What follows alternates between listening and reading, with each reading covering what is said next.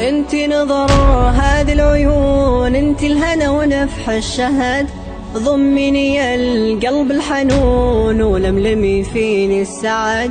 انت من ترک الصلاة فقد کفر، دچار کفر شده. علما وعید سخت بیان کردند ای تارکین صلات متوجه باشید، اگرچه امروز حق اظهار نمیشه، حق بیان نمیشه، اما بدانید که علمای اسلام از صدر اول از صحابه و تابعین ترک نماز را کفر میدانستند.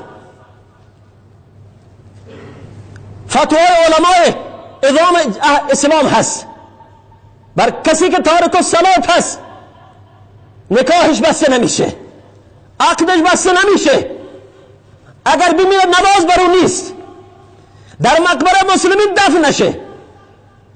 ای تارک الصلات، تو از شیطان بدتری. شیطان آدم سجده نکرد یک بار، اما تو داری در برابر عظمت الله، کبریای الله متعال تکبر میکنی، سجده نمیکنی.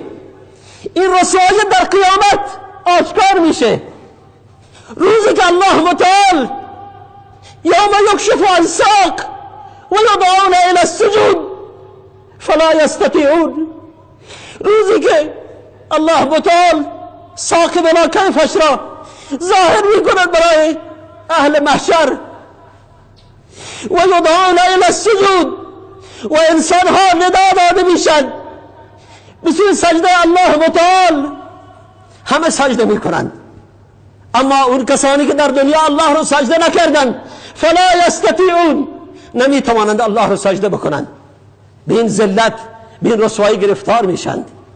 پس تارک الصلات بداند که از شیطان بدتر است، از شیطان بدتر است. و اقیموا الصلات ولا تکونوا من المشرکین. این دلیل صریحی بر این هست که اگر کسی ادعای توحید داره، خودش را موحد میداند، در برابر الله باید تعظیم بکند، سجده بکند، رکوع بکند، قیام بکند. اگر نکرد، این مفهومش چی هست؟ ولا تکونوا من المشرکین، یعنی تارک الصلات نباشید که صفت تارک الصلات بودن از صفات مشرکین هست، چون مشرکین الله رو به تنهایی سجده نمی کنند. ممکنه سجده بکنند اما در کنارش غیر الله را هم پرستش میکنند، غیر الله را صدا میزنند، غیر الله را میخوانند. لذا مدعی توحید، اگر خودت را اهل توحید میدانی، موحد میدانی و نسبت به امر نماز کوتاهی میکنی، حصه از مشرکین در تو مشاهده میشه. ولا تکونوا من المشرکین، اقیموا الصلاة ولا تکونوا من المشرکین. فرقی هست ما بین موحدین و مشرکین. صلات فرق ما بیننا، پیامبر صلی الله علیه و سلم در حدیثی میفرمایند فرق ما بین ما و ما بین اهل کتاب و ما بین کفار صلات هست، نماز هست.